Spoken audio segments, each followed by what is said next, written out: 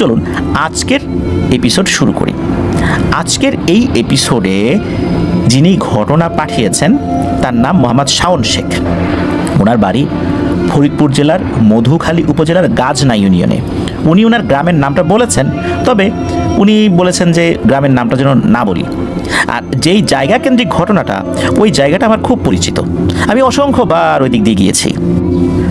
তাই ওনার অডিও ক্লিপটা যখন আমি শুনছিলাম, মনে হচ্ছিল ওই জায়গার বিভিন্ন অংশবিশেষগুলো আমার চোখের সামনে ভাসছে। চলুন ঘটনায় চলে যাই। ঘটনাটা কিন্তু একদম রিসেন্ট ঘটনাই বলতে হবে।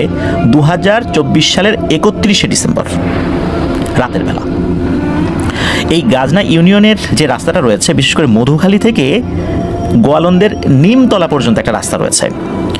ওই রাস্তার কিন্তু বেশ কিছু শাখা প্রশাখা রয়েছে। মধুখালী থেকে গাজনা হয়ে, বেলেশ্বর হয়ে, ধর্মশী, রাজাপুর হয়ে একটা রাস্তা চলে গেছে শিবরামপুরের দিকে, আর একটা রাস্তা চলে গেছে রাজবাড়ির দিকে। রাজবাড়ির দিকে যাওয়ার যে রাস্তা, সেখান থেকে কিন্তু আর একটা রাস্তা নিমতলির দিকে চলে গেছে। তাই ওটাকে মধুখালী তো নিমতলার রাস্তা বা নিমতলির রাস্তাটা এই নামেই আসলে মানুষ বেশি চিনে থাকেন আর কি। তো এই রাস্তারও বেশ কিছু ঘটনা আমি এর আগে আপনাদের সাথে শেয়ার করেছি। এই গাজনা বাজার পার হয়ে একটি গ্রাম রয়েছে, সেই গ্রামটার নামটা আমরা না বলি। আর ওইখানকার যারা আছেন, ঘটনা শুনছেন, তারাও অনুগ্রহ করে কমেন্ট সেকশনে গ্রামের নামটি লিখবেন না। ওই গ্রামে একটি ছাইয়ের ফ্যাক্টরি হয়েছে। ছাইয়ের ফ্যাক্টরি সম্পর্কে আপনাদেরকে একটু অবগত করি, তাহলে বুঝতে পারবেন। সেটা হচ্ছে যে আমরা দৈনন্দিন বিভিন্ন কালি ব্যবহার করি। মার্কারের কালি থেকে শুরু করে নিয়ে অফিসিয়াল বিভিন্ন কাজে বিভিন্ন ধরনের কালি ব্যবহৃত হয়। এই কালি তৈরির অন্যতম একটি উপাদান হচ্ছে ছাই, এবং এই ছাইটা বিশেষ একটি উপাদান পুড়িয়ে তৈরি করা হয়, সেটা হচ্ছে পাটখড়ি। আপনারা জানেন যে ফরিদপুর অঞ্চলে প্রচুর পাট হয়, আর সেই পাট যখন সেখান থেকে আঁশটা বের করে ফেলা হয়, তখন পাটখড়িগুলো রয়ে যায়। এই পাটখড়ি জ্বালানি হিসেবে ব্যবহৃত হয়। এখন তো অনেকে সিলিন্ডার গ্যাস ব্যবহার করেন, যার কারণে গ্রামে এখনও পাটখড়ি ব্যবহার হলেও শহরে এখন এটা একদম দেখা যায় না বললেই চলে। ঢাকা শহরে তো একদমই নাই, অন্যান্য মফস্বল শহরগুলোতেও সিলিন্ডার গ্যাস অনেকেই ব্যবহার করেন। যাদের লাকড়ির চুলা রয়েছে তারা কিছুটা পাটখড়ি ব্যবহার করেন। আর এই যে উদ্বৃত্ত যে পাটখড়িগুলো, প্রচুর পরিমাণে যে পাটখড়িগুলো থেকে যাচ্ছে, এটা কি করা হয়, এটা একটা বিশেষ চুল্লিতে পোড়ানো হয়, এবং এটা থেকে যে ছাইটা হয়, এই ছাইটা একটা বিশেষ প্রক্রিয়ায় সংগ্রহ করে সেই ছাইটা প্যাকেটজাত করে চায়নাতে পাঠিয়ে দেওয়া হয়। মূলত এই ছাই থেকেই বিভিন্ন ধরনের মূল্যবান কালি তৈরি হয়, বিভিন্ন রং তৈরি হয়।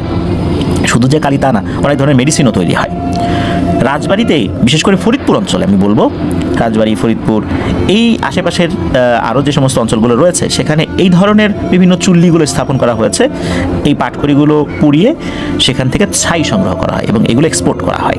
যদিও বা পরিবেশের অনেক দূষণ হচ্ছে, যার কারণে আমরা আজকের ঘটনায় যেই চুল্লির কথা বলবো, এটা আপাতত বন্ধ রয়েছে। তো চলুন ঘটনায় চলে যাই। সময়টা তো বলেছি যে 2024 সালের 31শে ডিসেম্বর রাতের বেলা ওইখানে যেই চুল্লিটা রয়েছে, সেখানে কিন্তু প্রতিদিন 2 শিফটে ডিউটি হয়। দিনের বেলা একটা শিফট আর রাতের বেলা একটা শিফট। তবে রাতের বেলা যেই শিফটটা রয়েছে, তারা কিন্তু সারা রাত ধরে যে পাটখড়ি পুড়িয়ে ছাই তৈরি করেন, বিষয়টা এরকম না। রাত 2টো পর্যন্ত, সন্ধ্যা থেকে রাত 2টো পর্যন্ত চলে। এরপরে এই পুড়ে যাওয়া যে পাটখড়িগুলো থেকে ছাই হলো, এই ছাইগুলো তো ঠান্ডা হতে সময় লাগে। ঠান্ডা হয়ে যাওয়ার পর সেগুলো বিশেষ প্রক্রিয়ায় সংরক্ষণ করা হয়, সংগ্রহ করা হয়। এরকম কাজ তো করতে সময় দিতে হয়, এই জন্য 24 ঘন্টা এই চুল্লি জ্বালানো সম্ভব হয় না, ঠান্ডা করতে হয় সেই ছাই সংগ্রহ করার জন্য আর কি। তো যাই হোক, তো এভাবে কিন্তু চলছিল। মূলত এখানে 2জন ব্যক্তির সাথে ঘটনা ঘটেছে।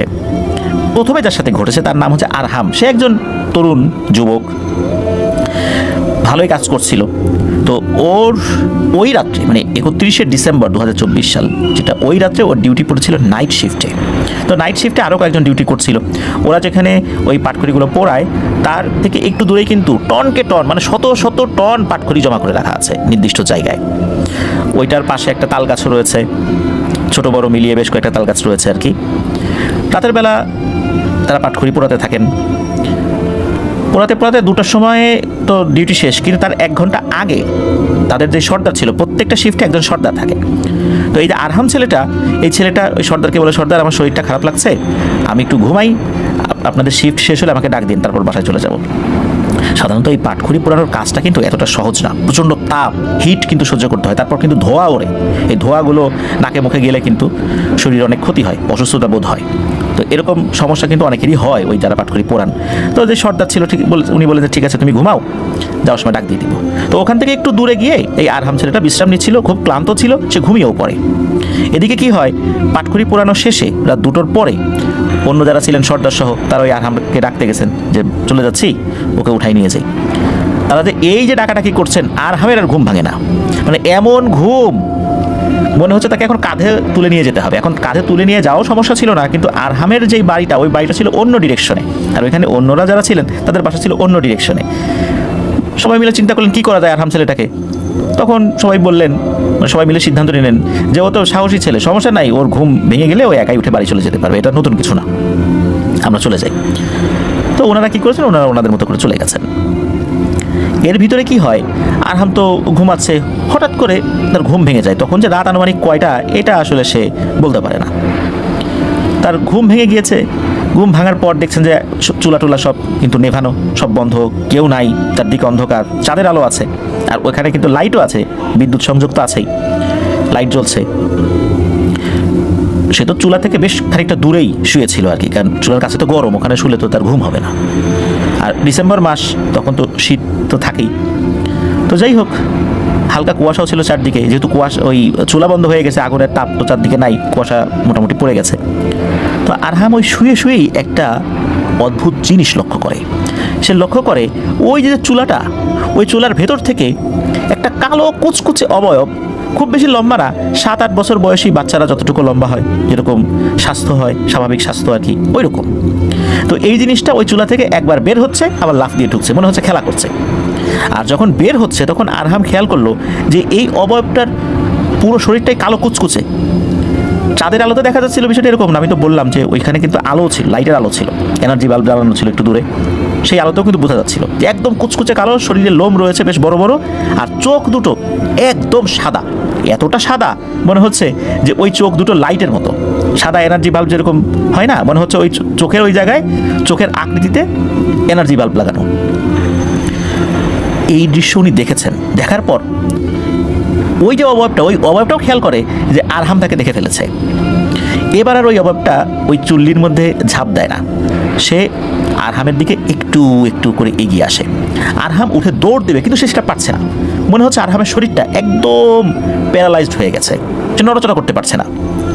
আর ওই অবয়বটা আস্তে আস্তে এগিয়ে আসছে, আর আরহামকে উদ্দেশ্য করে বলছে, কিরে আরহাম, দে আমাকে, দে, দে না, দে, দিবি না, এরকম বলছে। এরকম কয়েকবার বলার পরেই যখন ওই অভাবটা একদম কাছাকাছি চলে আসছে, এরপরে ভয়ে আরহাম সেন্সলেস হয়ে পড়ে, তার কিছু মনে নাই। তার যখন জ্ঞান ফেরে তখন দেখে যে সকাল হয়ে গেছে, এবং ওই যে সকালের শিফটে যারা ডিউটি করতে আসে তারা এসে দেখে আরহাম এরকম অচেতন অবস্থায় পড়ে আছে। অনেকক্ষণের চেষ্টার পর আল্লাহর রহমতে আরহামের জ্ঞান ফিরেছে। আরহামকে জিজ্ঞেস করা হয়, কিরে বাপু, তুমি রাত্রেবেলা বাড়িতে যাও নাই? কারণ সকালের শিফটে যারা আসছে তারা তো রাত্রের শিফটের ছিল না, তারা ওই ডে শিফটে ডিউটি করেছে, তারাই আসছে আবার ডে শিফটে পরের দিন। তো তারা তো জানে না যে কী হয়েছে, তারা জানে আরহাম তো রাত্রে ডিউটি করবে, ডিউটি করে চলে যাবে। ওনাদেরকে ঘটনা খুলে বলেন যে রাতের বেলা আরহাম এরকম এরকম দেখেছে। উপস্থিত যারা ছিলেন তাদের মধ্যে কয়েকজন এমনি টুকিটাকি ঝাড়ফুঁক বলতে এমনি দোয়া পরে ফু দেয়া, যেটা জানতেন সেটা পরে ফু দেন এবং আরহামকে বাড়ি পর্যন্ত পৌঁছে দেন। তো এটা তো গেল ওই রাত্রে আরহামের সাথে ঘটে যাওয়া ঘটনা। ওই রাত্রে একই সময়ে আরেকটা ঘটনা ঘটেছে।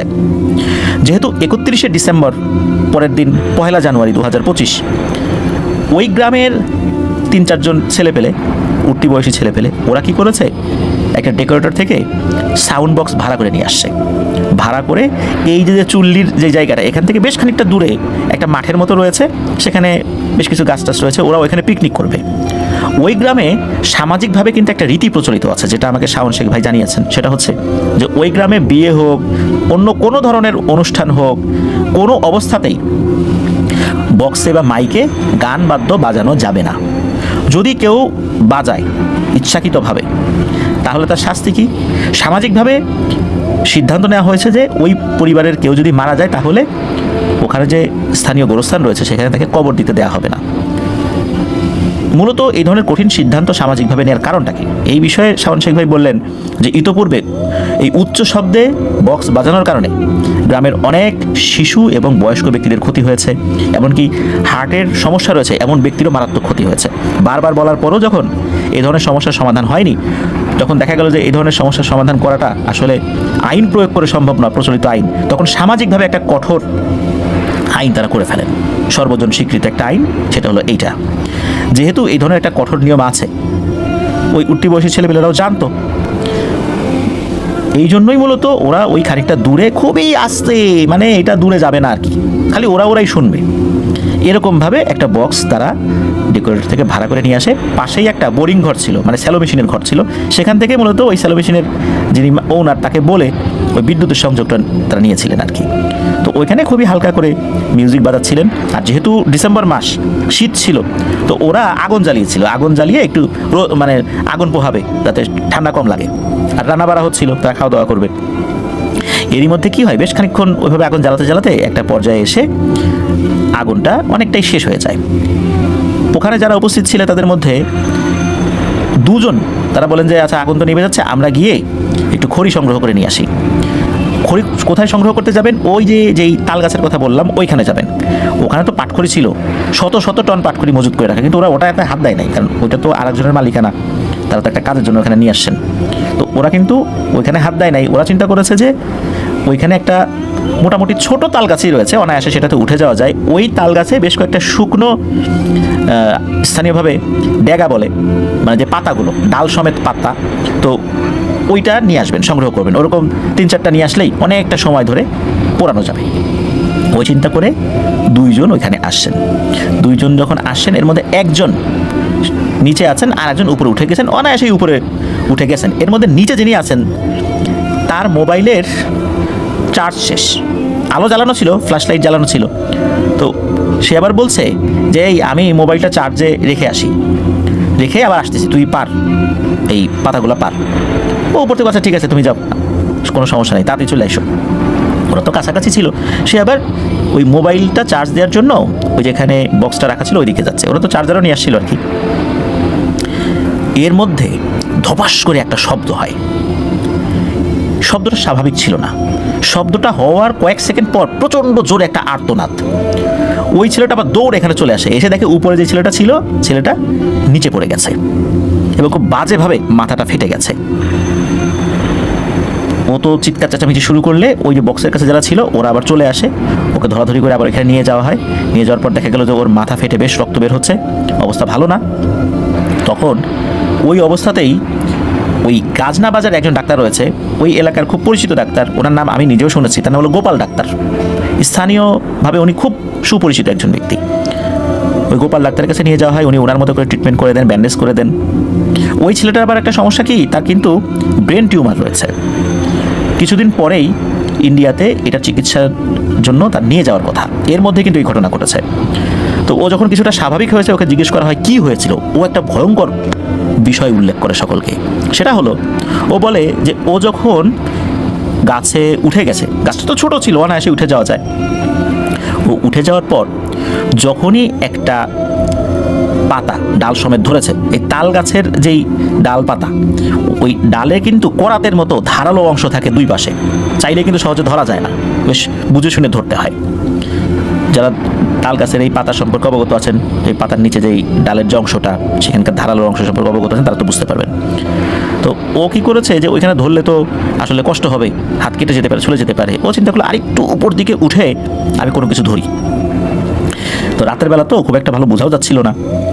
এমত অবস্থায় সে দেখে ওই গাছের উপর থেকে মোটামুটি 7-8 বছর বয়সী একটা বাচ্চা যেরকম হয়, যতটুকু উচ্চতা হয়, ওরকম একটা উচ্চতার একটা বাচ্চা, কালো কুচকুচে, শরীরে লোম রয়েছে, আর চোখ দুটো সাদা ধবধবে লাইটের মতো জ্বলছে। এই জিনিসটা ওই গাছের উপর থেকেই মনে হচ্ছে বেরিয়ে এলো। বেরিয়ে এসে কি করেছে, এই যে ছেলেটা গাছে উঠেছে, ওর খপ করে পা ধরেছে, 2 পা ধরেছে। 2 পা ধরে কি করেছে, মাথা নিচ দিক দিয়ে পা উপর দিকে দিয়ে ধরে রেখেছে, ধরে রেখে একদম মাথা নিচের দিকে রেখে ছেড়ে দিয়েছে পা। আর ও সরাসরি নিচে পড়ে একদম মাথায় এসে প্রচণ্ড আঘাত লাগে। যদিও বা ওই জায়গার মাটিটা কিছুটা নরম ছিল আল্লাহর রহমতে, এই জন্য বড় ধরনের কোনো ক্ষয়ক্ষতি না হলেও মাথায় প্রচণ্ড আঘাত লাগে, বেশ কয়েকটা সেলাই লেগেছে। পরবর্তীতে আরও ট্রিটমেন্ট সে করিয়েছে, এখনও সে ট্রিটমেন্টের মধ্যেই আছে। ওই একই সময়ে বা সামান্য কিছু সময় এদিক ওদিক হতে পারে, ওই যে আরহাম যে ছেলেটা, তার সাথেও কিন্তু একই ঘটনা ঘটেছে বলতে ওই যে সেম অবয়বটা সেও দেখেছে। পরবর্তীতে যখন জানাজানি হয়, আরহাম বলে এই ঘটনা, পরের দিন জানা গেল আবার ওই ছেলেটার এই সাথে এই ঘটনা ঘটেছে। তখন গ্রামবাসী আলোচনা শুরু করলো যে নিশ্চয়ই এই একই জিনিসটা ওরা দুই গ্রুপই দেখেছে, প্রথমে আরহাম দেখেছে, পরে এই গ্রুপ দেখেছে। আর তারপর ওরা বক্স বাজিয়েছে, এটা একটা অন্যায়। তারপর যেহেতু একটা ঘটনা ঘটে গেছে, গ্রামবাসী এটা নিয়ে আসলে ওদেরকে তেমন কোনো বকাঝকা করে নাই, ওদেরকে সতর্ক করে দিয়েছে, এই আর কি। ওরাও জানতে পেরেছে নতুন একটা ভয়ঙ্কর ঘটনা, যেটা তরুণ যারা কিশোর বয়সী ওরা এটা জানতো না। গ্রামের ময় মুরব্বীরা বলে থাকেন যে এইখানে বহু আগে থেকে এই ধরনের একটা পিশাচের বসবাস রয়েছে, একটা না, এগুলো অনেকগুলা। এরা বিভিন্ন সময় মানুষকে বিরক্ত করে, তবে যে চেয়ে এসে যে মানুষকে ক্ষতি করে বিষয়টা এরকম না। মানুষ যদি ওদেরকে দেখে ফেলে বা মানুষ যদি ওদের চলার পথে চলে আসে, মানুষ যদি ওদেরকে বিরক্ত করে, তখন খুব সমস্যার সৃষ্টি করে। তবে আজ থেকে বহু বছর আগে এই সমস্যাটা অনেক তীব্র ছিল। অনেক সময় এইদিকে রাতের বেলা মাথা কাটা ঘোড়া দেখা যেত, মাথা কাটা অবয়ব দেখা যেত। এগুলোকে যারা দেখতো ওই সময় মারা না গেলেও পরবর্তীতে তারা মারা যেত, এতটা ভয় পেত। বেশ কয়েকজন বুজুর্গ আলেমের তত্ত্বাবধানে এই জায়গাটা বন্ধ করে দেওয়া হয় দোয়া দুরূদ পড়ে। এরপরে এমন কোনো ঘটনা ঘটেনি, কিন্তু সময়ের পরিক্রমা যেটা হয়, মানুষের বসতি বিভিন্ন জায়গায় স্থাপিত হয়েছে। যেই জায়গাটুকু দিয়ে এটা বন্ধ করা হয়েছিল, ওই জায়গাটুকু বন্ধ থাকলেও বিস্তীর্ণ জায়গায় ওই পিশাচগুলো ছড়িয়ে পড়ে। এরপরে ওই রকমের কোনো ভয়ঙ্কর ঘটনা খুব একটা ঘটতে না শোনা গেলেও এই বামন আকৃতির এই পিশাচটা বিভিন্ন সময় মানুষকে দেখা দিয়েছে। তবে হঠাৎ করে দেখা দিয়েছে বিষয়টা এরকম না, ওদের সময়ে যদি কেউ ওখানে যায় তখন দেখা দিয়েছে। আর এই বামন আকৃতির পিশাচটাকেই মূলত এই আরহাম আর ওই ছেলেটা দেখেছিল। তো যাই হোক, আরহাম এখন ভালো আছে, আর ওই যে ছেলেটা দেখেছিল আর কি, ও তো মাথায় ব্রেন টিউমার রয়েছে, যার চিকিৎসা এখন আসলে পূর্ণাঙ্গভাবে শুরু হয় নাই। আমাকে জানালেন এই শাওন শেখ ভাইয়ের সাথে যখন এই ঘটনা নিয়ে আমি কথা বলছিলাম, তখন উনি জানালেন যে এই গতকালকে শুক্রবার ছিল, শুক্রবার ইফতারের পরে ওই ছেলেটার সাথে দেখা হয়েছিল। মাথায় বেশ লম্বা একটা কাটা দাগ রয়েছে, যেখানে সেলাই রয়েছে। গতকালকেও তার সাথে এই বিষয়টা নিয়ে উনি কথা বলেছেন বলে আমাকে জানালেন। তো এখন যে ঘটনাটি আপনাদের সাথে শেয়ার করব, এই ঘটনাটি আমাদেরকে পাঠিয়েছেন আপনাদের সকলের প্রিয় সাংবাদিক এনামুল হক আবির ভাই, যার বাড়ি ঝালকাঠি জেলার রাজাপুর উপজেলার শুক্তাগড় ইউনিয়নের নারকেলবাড়িয়া গ্রামে। উনি অধিকাংশ ক্ষেত্রে গ্রামকেন্দ্রিক ঘটনাগুলো যদিও পাঠিয়ে থাকেন, তবে এবারও কিন্তু তার ব্যতিক্রম ঘটেনি। এই ঘটনাটি মূলত ওনার বাড়ির পার্শ্ববর্তী একটি বাড়ির আনসার আলীর সাথে ঘটে যাওয়া ঘটনা। এই আনসার আলীকে ওনারা মামা বলে সম্বোধন করেন। ঘটনার যে স্থানটা সেটা হচ্ছে এই নারকেলবাড়িয়ার মাদারতলা, এই ওখানে একটি প্রাথমিক বিদ্যালয় রয়েছে, মাদারতলা নারকেলবাড়িয়া সরকারি প্রাথমিক বিদ্যালয়। এই বরাবর 100 গজ পশ্চিম উত্তর পাশে এই আনসার মামার বাড়ি থেকে 30 গজ পশ্চিমে হবে। ঘটনার সময়কাল 1990 সালের পৌষ মাসের কোনো এক রাত্রে। এবার আসি মূল ঘটনায়। এই আনসার আলী এবং মুজিবুর রহমান এই নামে দুইজন ব্যক্তি ছিল, তারা সম্পর্কে আপন ভাই। এই মুজিবুর রহমানকে নাডু বলে অনেকেই ডাকতেন আর কি। তো ওনারা দুজন স্থানীয় অনেক মানুষের জমিগুলো বর্গার ভিত্তিতে চাষাবাদ করে জীবিকা নির্বাহ করতেন ওই সময়ে। পাশাপাশি নিজেদেরও সামান্য কিছু জমি জমা চাষাবাদ তারা করতেন, এভাবেই জীবন ধারণ করতেন। এছাড়া এই দুই ভাই গ্রামের বিভিন্ন মানুষের খেজুর গাছ কেটে দিয়ে রস সংগ্রহ করে গুড় তৈরি করে গ্রামের বিভিন্ন হাট বাজারে বিক্রি করতো। তখন বলে রাখা ভালো, ওই সময়ে ওই এলাকায় রাতের বেলা ক্ষেত থেকে ধান চুরি, খেজুর গাছ থেকে রস চুরি, এগুলো কিন্তু চোররা হরহামেশাই করত। এজন্য ক্ষেতের ফসল এবং গাছের রস চোরের হাত থেকে রক্ষা করার জন্য নিয়মিত পাহারা দিতে হতো এই দুই ভাইকে। তারা দুই ভাই রাতের দুটি অংশ পালা করে পাহারা দিত। দুজন গরিব মানুষ হলেও তারা খুবই পরিশ্রমী এবং ভালো সৎ মানুষ হিসেবে পরিচিত ছিল প্রত্যেকের কাছে। 1990 সালের পৌষ মাসের কোনো এক শীতের রাত্রে এই আনসার আলী মামা বাড়ির পার্শ্ববর্তী ক্ষেতের ধান পাহারায় নিয়োজিত ছিলেন। রাত আনুমানিক তখন 12:30 বা তার কিছুটা বেশি হতে পারে। এই আনসার মামা জমির পাশের আইলে বসে ধান পাহারা দিচ্ছিলেন। এমন সময় হঠাৎ করে দেখেন তার বড় ভাই এই নাডু মামা এসে তাকে ডাক দিয়ে বলেন, আনসার আয় তো, ওই পাশের ব্যারে খুব মাছ দেখছি, আয় তো মাছগুলো ধরি। একথা বলার পর এই নাডু মামা হাঁটতে হাঁটতে জমির উত্তর পশ্চিম পাশের গাব গাছের গোড়ায় একটা ব্যার ছিল, ওই ব্যারে নেমে পড়েন এবং নেমে পড়ে মাছ ধরা শুরু করেন।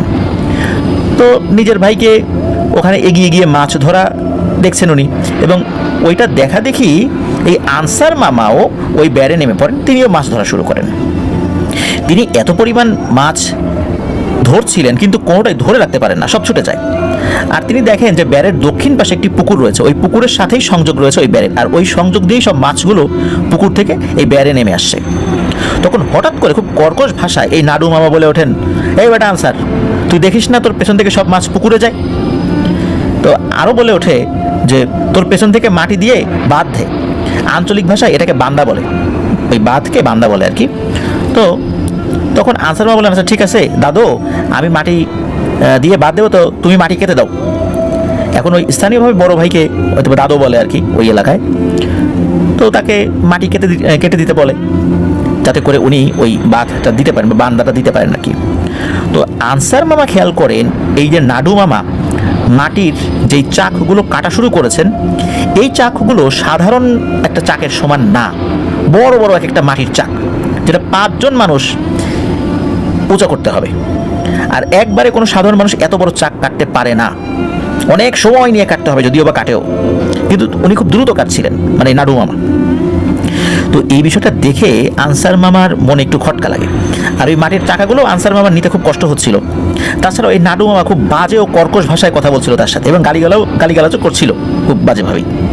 তখন এই আনসার মামার সন্দেহ সৃষ্টি হয় যে দাদু তো আমার সাথে এইভাবে বাজে ভাষায় কথা বলে না, আর এমন বড় বড় একটা মাটির চাকা সাধারণ মানুষের পক্ষেও কাটা সম্ভব না, এটা বহন করা তো কোনোভাবেই সম্ভব না। এছাড়া ওই জমির আইলের পাশে একটি গাব গাছ রয়েছে, ওই গাব গাছে নাকি অনেক বছর ধরে ভয়ঙ্কর একটা বৃদ্ধ পিশাচ জিন থাকতো। তবে সে পিশাচ হলেও সহজে কারো ক্ষতি করেছে এমনটা শোনা যায়নি। এমনি ওই দিক দিয়ে মানুষ আসা যাওয়া করলে টুকটাক ভয় পেয়েছে, এই জন্যই তাকে পিশাচ বলে। কিন্তু ওইভাবে পিশাচ হয়ে যে কাউকে আক্রমণ করে বড় ধরনের ক্ষতি করেছে এমন তথ্য প্রমাণ খুব একটা পাওয়া যায় না। এদিকে আনসার মামা কিন্তু খুব শক্তিশালী এবং সাহসী, সেই সাথে সুঠাম দেহের অধিকারী ছিলেন। এ সময় হঠাৎ করে আনসার মামা বলে ওঠে, তুই তো আমার দাদু না রে, তুই তো শয়তান, তোর একদিন কি আমার একদিন। এই বলেই আনসার মামা নিজে থেকেই আগ বাড়িয়ে গিয়ে ওই নাডু মামার বেশ ধারণকারী পিশাচের উপর ঝাঁপিয়ে পড়ে আক্রমণ করে বসে। সাধারণত আমরা দেখতে পাই যে কোনো পিশাচ মানুষের উপর আক্রমণ করছে, ধস্তাধস্তি হয়েছে, কিন্তু এবার একটা টোটালি ভিন্ন। এবার একটা মানুষই ইচ্ছাকৃতভাবে পিশাচ জেনেও তার উপর আক্রমণ করেছে, মানে আনসার মামা আক্রমণ করছে গিয়ে। আর তখন ওই ভয়ঙ্কর পিশাচটাও আনসার মামাকে চাপড়ে ধরে বলে ওঠে, তুই আমারে অনেক দিন ধরে বিরক্ত করিস, আমার গাব গাছের গোড়ায় তুই বসে থাকিস, তুই বিড়ি খাস, আমার চলার পথে বাধা হয়ে থাকিস, তোর কারণে আমার অনেক অসুবিধা হয়। আজকে তোকে আমি বাগে পাইছি, আজ তোরে না মেরে আমি ছাড়বো না। তখন এই আনসার মামা আর পিশাচের মধ্যে শুরু হয়ে যায় ধস্তাধস্তি। পিশাচটা চায় পানির ভেতরে আনসার মামাকে নিয়ে যেতে, আর আনসার মামা চায় পানির উপরে ওই পিশাচটাকে তুলে আনতে। এভাবে লড়াই চলতে থাকে। আল্লাহর অশেষ রহমতে আনসার মামা সফল হন। তিনি ওই পিশাচটাকে নিয়ে উপরের যে ধানি জমি আছে ওইটাতে উঠে আসেন। আনসার মামার ওই ভয়ঙ্কর পিশাচ উক্ত ধানের জমিতে আবার ধস্তাধস্তি করতে থাকে, গড়াগড়ি করতে থাকে, কখনো আনসার মামা উপরে, কখনো পিশাচ নিচে। তো এইভাবে চলতে থাকে আর অনেকক্ষণ। ওই জায়গাটাতে প্রায় 20 শতক বা 20% জমির ধান ছিল, যেগুলো সব একদম মাটির সাথে মিশে যায় এই ধস্তাধস্তির কারণে। এক পর্যায়ে আনসার মামা, উনি তো আগে থেকেই কিছুটা কুস্তির যে কলা কৌশল এটা জানতেন, ওই কলা কৌশলটা উনি প্রয়োগ করার চেষ্টা করেন। আর উনি দোয়া দরুদও পড়ছিলেন যতটুকু জানতেন। তো উনি ওই কুস্তির কলা কৌশল প্রয়োগ করে এই আনসার মামা পিশাচের 2 কাঁধ এবং 2 পায়ের ভেতর থেকে হাত নিয়ে শরীরের সমস্ত শক্তি দিয়ে পিশাচকে শক্ত করে ধরে ফেলেন। এবার পিশাচ নিজেকে ছাড়াতে ব্যস্ত হয়ে পড়ে, আর এক পর্যায়ে আনসার মামা অনেক কষ্টে উক্ত পিশাচকে কোনো রকমে টেনে হিচড়ে তাদের ঘরের সামনে নিয়ে যেতে সক্ষম হন। তখন তিনি চিৎকার করে ডাকতে থাকেন তার মা আর বড় ভাই নাডু মামাকে, কারণ নাডু মামার বেশ ধরে তো এটা এসেছে এখানে, নাডু মামা তো ঘরেই আছে, এবং চিৎকার করে বলছে যে দাদু তাড়াতাড়ি একটা দা নিয়ে আসো, ওরে জবাই দেবো, আজকে ওরে রাখবো না। আর ওই পিশাচটা বারবার আনসার মামাকে বলছে, ছেড়ে দে আমারে, আমি তোর সামনে আর কখনো আসবো না, আমাকে ছেড়ে দে, মানুষের সামনে আমাকে নিয়ে যাস না, তোরও ক্ষতি হবে। এদিকে আনসার মামা কিন্তু পিশাচের কথায় করে পাত্তা দেন না। তো আনসার মামার ডাক শুনে তাতে বড় ভাই মুজিবুর বা নাডু মামা উনি একটা ল্যাম্পো বা এই যে কুপি বাতি নিয়ে আসেন। তো উনি যেই না ওই কুপি বাতিটা জ্বালিয়ে সামনে এসেছেন, তখন উনি তো আসলে বুঝতে পারেন না যে কী ঘটনা ঘটেছে। উনি দেখেন যে এই আনসার আলী মামা খুব মানে একটা কলা কৌশল করে একটা লোককে মানে কোলে করে নিয়ে এসেছেন, মানে এমনভাবে ধরেছেন ওই লোকের নড়াচড়ার কোনো সুযোগ নেই। কিন্তু সমস্যা হলো যে এই দুইজন ব্যক্তির কারো শরীরে কোনো কাপড় নাই, কারণ হচ্ছে আনসার আলী মামা তো লুঙ্গি পরে গিয়েছিলেন, আর এই ধস্তাধস্তি করার কারণে ওনার শরীরে কাপড় যে কখন চলে গেছে উনি খেয়াল করেন নাই। তো এদিকে ভাইয়ের এই অবস্থা দেখে এই তার অন্য যে ভাই উনি লজ্জায় কী করেছেন, এই ল্যাম্পোর যে আলোটা ওটা নিভিয়ে দিয়ে উনি চলে গেছেন এই কারণে যে ও তো চলে এসেছে, আর এই অবস্থা, তো আমি তো দরজা খুলছি, ও ঘরে ঢুকুক। কিন্তু ওই যে চিৎকার করছে, উনি মনে করছে যে হয়তো বন্ধু বান্ধব তাকে হয়তো বা পাজা কোলে করে ধরে নিয়ে আসছে, ওরা হয়তো বা মজা করছে, উনি এই চিন্তা করেছেন। এদিকে আনসার মামা উনি দেখতে পাচ্ছেন যে একটা বড় দা, তার যে বাড়িতে বেড়া, ওই বেড়া তো দেখা যাচ্ছে চাটাই থাকে, ওই চাটার ভিতরে অনেক সময় কিছু কিছু জিনিস গুজে দেওয়া থাকে, দা একটা গোজা আছে। উনি ওই পিশাচটাকে ওইভাবেই পাজাকোল করে ওই দায়ের কাছে গিয়ে এক হাত দিয়ে যখনই দাটা ধরতে যাবেন তখনই ওই বন্ধনটা শিথিল হয়ে যায়, আর তখনই ওই পিশাচটা এক ঝাটকা দিয়ে দূরে সরে চলে যায় এবং লাফিয়ে একটা গাছে উঠে যায়। সেখান থেকে কর্কশ কণ্ঠে বলে ওঠে, আনসার রে, তুই কাজটা ভালো করলি না, তুই আমাকে বিরক্ত করতি, আমি তোকে জানে মারতাম না এটা সত্য, কিন্তু তুই মানুষের সামনে আমাকে নিয়ে আসছিস এই অবস্থায়, কাজটা তুই ভালো করলি না। আমি কখনো তোর সামনে আসবো না, কিন্তু তুই যে ভুলটা করছিস, আমি তোর কোনো ক্ষতি না করলেও তুই কিন্তু তোর ক্ষতি ইতিমধ্যে করে ফেলেছিস, যেটা কিন্তু কেউ সমাধান দিতে পারবে না এক আল্লাহ ছাড়া। সুতরাং তুই তোর কাজের পরিণাম নিজেই ভোগ করবি, এর জন্য আমি দায়ী না, অন্য কেউ দায়ী না, এর জন্য তুই দায়ী। এই বলে ওই পিশাচটা চলে যায়। তো এরপর পরের দিন থেকেই এই আনসার মামা উনি তো বলেছেন, ওনাদের বড় ভাই আর সবাইকে বলেছেন, বড় ভাই তো বুঝতে পারেন নাই যে এইটা হলো সেই গাব গাছের ওই পিশাচটা, উনি তো মনে করছেন একটা মানুষ, এবং তার রূপ ধরে গিয়ে এই যে আনসার আলী মামাকে যে ক্ষতি করতে গিয়েছিল এটা তো পরবর্তীতে উনি বুঝতে পারেন। তো উনি চিন্তা করলেন যে হাই হাই, আমি দেখার পরে ওই জিনিসটাকে ধরতে পারলাম না। তারপর অনেকে বলেন যে না, ধরতে পারছো, ভালো হয়েছে, তুমি ধরতে পারলে, এত মানুষের সামনে ওই জিনিসটা চলে আসলে, ওই জিনিসটা যদি বড় ধরনের কোনো ক্ষয়ক্ষতি হতো তাহলে ওর আত্মীয় স্বজনরাও তো তোমাদেরকে ছাড়তো না। যেটা হয়েছে আল্লাহ যেটা করে ভালোর জন্যই করে। তো যেটা হয় সেটা হচ্ছে এই আনসার আলী মামা কিন্তু তার পরের দিন থেকে অসুস্থ হয়ে পড়েন, এবং এমন অসুস্থ একরকম বিছানায় পড়ে যান, অথচ উনি কিন্তু খুব সুঠামদেহী শক্তিশালী একজন মানুষ ছিলেন। তো এরপর স্থানীয় একটা মাদ্রাসা রয়েছে, এটাকে বলে জাফরাবাদ মাদ্রাসা। ওই জাফরাবাদ মাদ্রাসার প্রিন্সিপাল হুজুরের নাম ছিল মৌলানা আব্দুল হাই। এই মৌলানা আব্দুল হাই হুজুরের কাছ থেকে রুকিয়া করানো হয়, আস্তে আস্তে উনি সুস্থ হতে থাকেন। তো আব্দুল হাই হুজুর বলেছিলেন যে তুমি পরিপূর্ণভাবে হয়তোবা আর কখনো সুস্থ হতে পারবা কি না আমি জানি না, আমি যতটুকু আমল জানি তোমাকে রুকিয়া করলাম, তুমিও নিজের মতো করে আমল করতে থাকো। তো আস্তে আস্তে কি হয়, এই আনসার আলী মামার শরীরের সকল শক্তি একরকম শেষ হয়ে যায়, শরীরটা কঙ্কাল সার হয়ে পড়ে, উনি আর কখনোই আগের মতো স্বাভাবিক হতে পারেন নাই। দেখলেই বোঝা যেত উনি যক্ষা, ক্যান্সার বা এই ধরনের ভয়ানক কোনো একটা ব্যাধিতে আক্রান্ত হয়েছেন। আসলে ওই ধরনের কোনো ব্যাধি ওনার ছিল না। আর এই ঘটনা এই এনামুল হক আবির ভাই ওনার নিজের মুখেই 2018 সালে শুনেছিলেন। এছাড়া আরও অনেকেই এই ঘটনাটা জানেন। বর্তমানে কিন্তু এই আনসার মামা তার স্ত্রী সন্তান নিয়ে আছেন, ভালো আছেন, বেঁচে আছেন। তবে ওই রকম শক্তিশালী তো কখনোই থাকবেন না, সেই শক্তি তো 1990 সালেই চলে গেছে। বেঁচে আছেন একজন স্বাভাবিক মানুষের মতো, কোনো মতে কাজ করতে পারেন আর কি, ভারী কোনো কাজ করার তো প্রশ্নই আসে না। এই আনসার মামার বাড়ির প্রায় 30 গজ দক্ষিণ পশ্চিমে এই এনামুল হক আবির ভাইয়ের বাড়ি অবস্থিত। প্রিয় লিসেনার্স, আপনারা কি ধরতে পেরেছেন যে কী কারণে মূলত আনসার মামার এই ঘটনাটা ঘটলো, উনি কেন শরীরের শক্তি হারিয়ে ফেললেন? প্রথমত, আমরা দেখেছি বা বিভিন্ন সময় এটা শুনেছিও যে কেউ যদি জিনের সাথে ধস্তাধস্তি করে, কুস্তি করে, পরবর্তীতে জিনটা চলে যায় বা মানুষটাও কোনো কারণে বেঁচে যায়, এরপর দেখা যায় ওই মানুষটা অসুস্থ হতে থাকে অধিকাংশ সময়। এর পেছনে কারণ হচ্ছে জিনদের সাথে এই ধরনের মারামারি, ধস্তাধস্তি করতে গেলে প্রাকৃতিকভাবেই মানুষের শরীরের উপর খুবই নেতিবাচক একটা প্রভাব পড়ে। এই কারণে দেখা যায় অধিকাংশ ক্ষেত্রেই মানুষ আর পরবর্তীতে স্বাভাবিক জীবনে ফিরতে পারে না। আর আনসার মামা কি করেছিল, সে আগে আক্রমণ করছে। অন্যান্যবার জিনেরা করে কি মানুষের উপর আক্রমণ করে, মানুষ বাঁচার চেষ্টা করে, আর এখানে আনসার মামা নিজেই গিয়ে জিনের আক্রমণ করেছে। আর জিনটি তো ছিল আসলে বয়োবৃদ্ধ, সেই জিনটিও তার শরীরের শক্তি অনেকটাই কমে গিয়েছিল। আর আনসার মামা শক্তিশালী থাকলেও জিনের শক্তি তো অনেক বেশি। আনসার মামা দোয়া দ্রুত পড়ছেন, জিন আসলে ওইভাবে তার উপর চড়াও হতে পারেনি। উনি আর একটা ভুল যেটা করেছিলেন, উনি ওই জিনটাকে ছেড়ে না দিয়ে মানুষের সামনে নিয়ে এসেছিলেন। এই জিনিসটা খুবই একটা ভুল কাজ।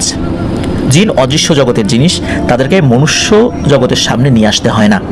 এতে করে জিনদের ক্ষতি হয়, আর এই ক্ষতির প্রভাব মানুষের উপর অবশ্যই পড়ে, যেটা এই আনসার আলী মামার বেলায় হয়েছিল।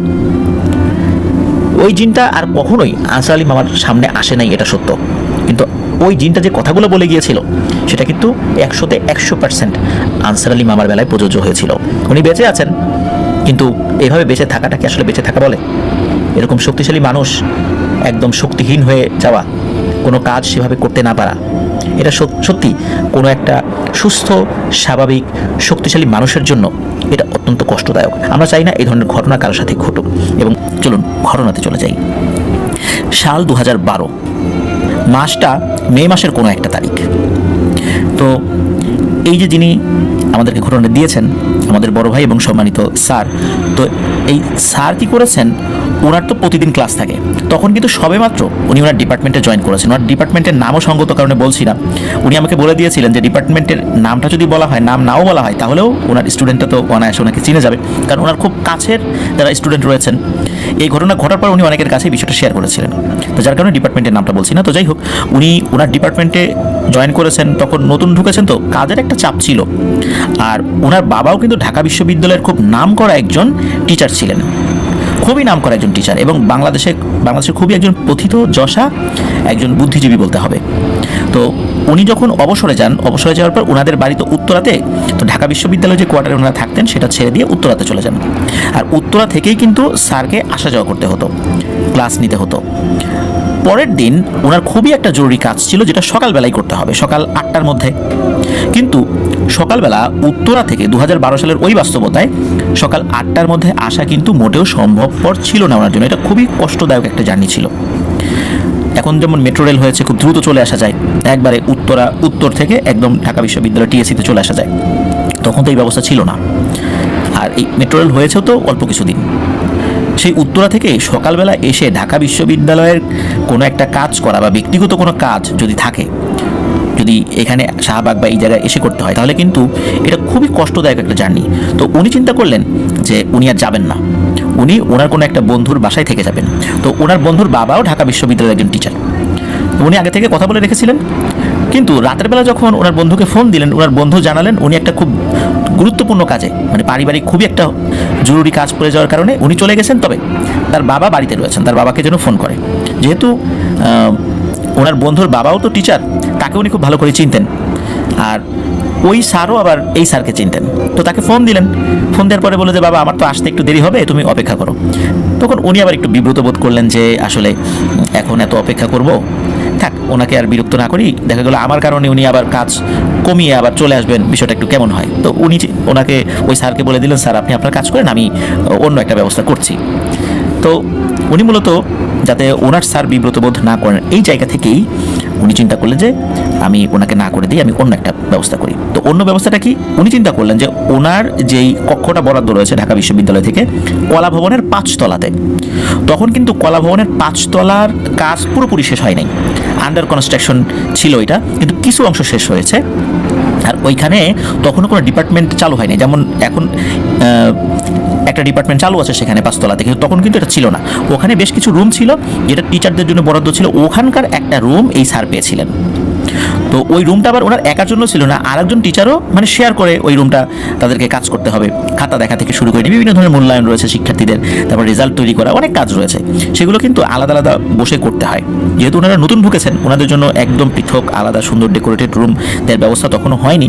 তো যাই হোক, উনি চিন্তা করলেন ওনার ওই রুমের চাবি তো ওনার কাছে আছেই, তো রাতের বেলা উনি ওই রুমটাতে থাকবেন, একটা রাতি তো একটু কাজ করতে করতে না হয় কাটিয়ে দেবেন, সকালবেলা হলে ওই কাজটা শেষ করে আর বিশ্ববিদ্যালয়ের যে কাজগুলো রয়েছে সেগুলো দ্রুততার সাথে শেষ করে আবার বাড়িতে চলে যাবেন, তখন বিশ্রাম করবেন বা একটু লম্বা একটা ঘুম দেবেন, এরকম চিন্তা করেছিলেন আর কি।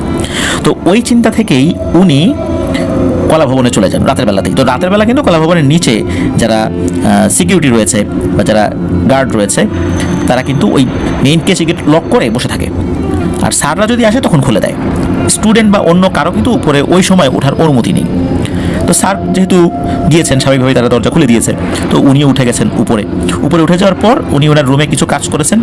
তো রাত 12টারও বেশি বেজে গেছে, তখন চোখে একটু ঘুম ভাব, মানে একটু ঢুলু অবস্থা আর কি চোখে ঘুমের কারণে। তো ওনার কাছে একটা ছোট ব্যাগ ছিল, তো ওইখানে তো আসলে কোনো বিছানা নাই, তো ওনার যে চেয়ার টেবিল, চিন্তা করলেন চেয়ারটার সাথেই উনি হেলান দিয়ে ঘুমিয়ে পড়বেন।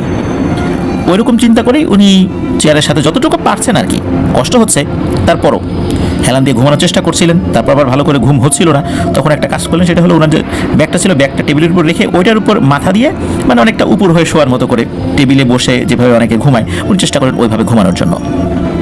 তো মে মাসে তো গরম পড়ে, তো উপরে কিন্তু ফ্যান চলছিল, ফ্যানের শব্দ হচ্ছিল, ক্যাচ ক্যাচ ক্যাচ ক্যাচ শব্দ হচ্ছিল। বেশ কিছুদিন পুরনো হয়ে গিয়েছিল তো ফ্যানটা, বিয়ারিংয়ের সমস্যার জন্য শব্দ হচ্ছিল। তো রাত আনুমানিক 1টারও পরে মানে ওনার ভাষ্য অনুযায়ী হঠাৎ করে বিদ্যুৎ চলে যায়। তো বিদ্যুৎ চলে যাওয়ার পর উনি ওইভাবে আসলে ভয় পান নাই, কিন্তু ওই যে 5 তলা 4 তলা 3 তলা এমনকি দোতলা 1 তলা পর্যন্ত কিন্তু কোনো মানুষজন নাই, একদম গ্রাউন্ড ফ্লোরে কিন্তু সিকিউরিটিরা পাহারা দেয়। এর ভিতরে কিন্তু সিকিউরিটিরা কখনোই উপরে ওঠে না। তো উনি তো একটু ভয় পাচ্ছেন, একটু ভয় পাওয়াটাই স্বাভাবিক, কারণ এত বড় একটা ভবন, এই ভবনের উনি উপরে রয়েছেন এই রুমের মধ্যে, স্বাভাবিকভাবে ভয় তো লাগবেই। ওনার ভয়ের মাত্রাটা আরও অনেক গুণ বেড়ে যায় আর একটা ঘটনার প্রেক্ষাপটে। চারদিকে কিন্তু একদম শুনশান নীরবতা, মনে হচ্ছে কোনো একটা পিন পড়লেও শব্দ শোনা যাবে এমন অবস্থা। হঠাৎ করে উনি একটা শব্দ শুনতে পান। শব্দটা এমন যে কোনো একটা বড় আকৃতির মানুষ হবে বা অন্য কিছু একটা হবে, তবে তার শারীরিক গঠন যে খুব উঁচু লম্বা এটা বোঝা যাচ্ছে। কীভাবে বোঝা যাচ্ছে? কারণ হচ্ছে ওই জিনিসটা হেঁটে হেঁটে আসছে, তবে তার একটা পা খোঁড়া বলে মনে হচ্ছে। কারণ যদি কারো কোনো পায়ে সমস্যা থাকে, সে যদি ক্র্যাচ ছাড়া যদি হেঁটে আসার চেষ্টা করে বা অন্য কোনো লাঠির সহযোগিতা ছাড়া যদি হেঁটে আসার চেষ্টা করে, তাহলে তার কেমন কষ্ট হয়। সে এক পা আগায় আর একটা পা কিন্তু মানে ঘষে নিয়ে আসতে থাকে। তো ওই সময় কিন্তু খ্যাচ খ্যাচ খ্যাচ এরকম শব্দ হয়। তো এরকম শব্দ হচ্ছে, শব্দটা করিডোরের অন্য প্রান্ত থেকে শুরু হয়েছে। উনি প্রথম দিকে শব্দটাকে পাত্তা দেন নাই, মনে করেছেন অন্য কোথাও হবে হয়তোবা, কিন্তু আস্তে আস্তে শব্দটা মৃদু থেকে তীব্র হচ্ছে। আর এটা বোঝা যাচ্ছে যে ওই শব্দটা আস্তে আস্তে ওনার দরজার দিকে আসছে। তো ওনার দরজার দিকে যে আসছে শব্দটা, উনি চিন্তা করেছেন হয়তোবা কোনো সিকিউরিটি উপরে উঠেছে। কিন্তু তার জানা মতে কলা ভবনে যে সমস্ত সিকিউরিটি দায়িত্ব পালন করে, উনি তো ঢাকা বিশ্ববিদ্যালয়ের স্টুডেন্ট, ওনার বাবাও তো ঢাকা বিশ্ববিদ্যালয়ের শিক্ষক ছিলেন, একদম জন্ম থেকে বেড়ে ওঠা এবং কর্মজীবনও ঢাকা বিশ্ববিদ্যালয়কে কেন্দ্র করেই তার আবর্তিত হয়েছে। তো উনি কলা ভবনে পায়ে এরকম সমস্যা আছে এমন কোনো সিকিউরিটি গার্ডকে কখনোই দেখেননি। উনি এই চিন্তা করছেন যে এটা কে হতে পারে, এরকম গার্ড তো আমি দেখি নাই। আর ওই শব্দটা কিন্তু এই যে খ্যাচ খ্যাচ খ্যাচ করতে করতে আস্তে আস্তে তীব্র হচ্ছে। তো উনি বেশ ভয় পাচ্ছেন ওই সময়। আস্তে আস্তে ওই শব্দটা কি হলো, তীব্র হতে হতে হতে হতে একদম উনি যেই টেবিলটা নিয়ে বসেছেন ওই টেবিলের পাশে যেই দেয়ালের যে অংশটা, তারপরে দরজা, তো মনে হলো ওই শব্দটা একদম ওই দেয়ালের কাছে এসে দরজার কাছে এসে দাঁড়িয়ে গেল। আর কোন একটা স্বাস্থ্যবান ব্যক্তি যদি হাঁটে, তাহলে তার পায়ের যে পদক্ষেপের শব্দগুলো সেগুলো কিন্তু জোরালো হয়। মূলত এই কারণে বুঝতে পেরেছিলেন যে যিনি হেঁটে আসছেন প্রথমত তিনি বেশ স্বাস্থ্যবান একজন ব্যক্তি, কিন্তু এক পা খোঁড়া বা এক পায়ে কোনো সমস্যা রয়েছে। তো ওই শব্দটা ওনার দরজার কাছে এসে দাঁড়ালো। উনি কিন্তু একদম শব্দ করছেন না, খুব ভয় পাচ্ছেন উনি, আসলে এটা কি। ওই জিনিসটা দরজার সামনে এসে দাঁড়িয়েছে, তখন কিন্তু একদম শুনশান নীরবতা। হঠাৎ করে নীরবতা ভেঙে ভয়ঙ্কর একটা নিঃশ্বাস মনে হলো ওই দরজার গায়ে এসে লাগলো, মানে একদম ফস করে একটা নিঃশ্বাস এসে ওই দরজার গায়ে লাগলো। এই নিঃশ্বাসটা যখন দরজার গায়ে এসে লাগে, মনে হলো দরজাটা মৃদু নড়ে উঠলো, ওনার কাছে এই জিনিসটা অনুভূত হলো। এরপর কি হলো, ওই শব্দটা আবার শুরু হলো, মানে ওই যে শব্দটা শুরু হয়ে ওই করিডোর এক প্রান্ত থেকে শুরু হয়েছে খ্যাচ খ্যাচ শব্দ, হেঁটে আসার এক ধরনের শব্দ, খুঁড়িয়ে হাঁটার যে শব্দটা ওইটা শুরু হলো। এবং ওনাদের যে রুমটা ছিল ওই রুমটা পার হয়েই মূলত মেইন যে সিঁড়িটা কলা ভবনের, এই সিঁড়িতে উঠে হাতের ডান পাশে ওনার রুমটা ছিল ওই সময়, এখন সেখানে নাই ওনার রুমটা। তো ওনার রুম থেকে পার হয়েই ওই শব্দটা মনে হচ্ছে আস্তে আস্তে সিঁড়ি বেয়ে একটা সিঁড়ি, দুটো সিঁড়ি, তিনটা সিঁড়ি, এরকম একটা ধীর গতিতে, খুব ধীর গতিতে আস্তে আস্তে আস্তে আস্তে নামা শুরু করলো। সিঁড়িতে নামার একটু পরে কিন্তু একটা ফ্ল্যাট জায়গা থাকে, মানে সমান জায়গা থাকে, তারপর আবার সিঁড়ির অন্য অংশ শুরু হয়। ওই জায়গা থেকে মনে হলো আবার খুঁড়িয়ে খুঁড়িয়ে কিছুটা হাঁটলো, তারপর আবার সিঁড়ি দিয়ে আস্তে আস্তে আস্তে আস্তে নিচে নেমে গেল। তো উনি এই শব্দের উৎস যখন হলো, মানে একদম শুরু থেকে একদম শেষ পর্যন্ত উনি খুব মনোযোগ দিয়ে শুনেছেন।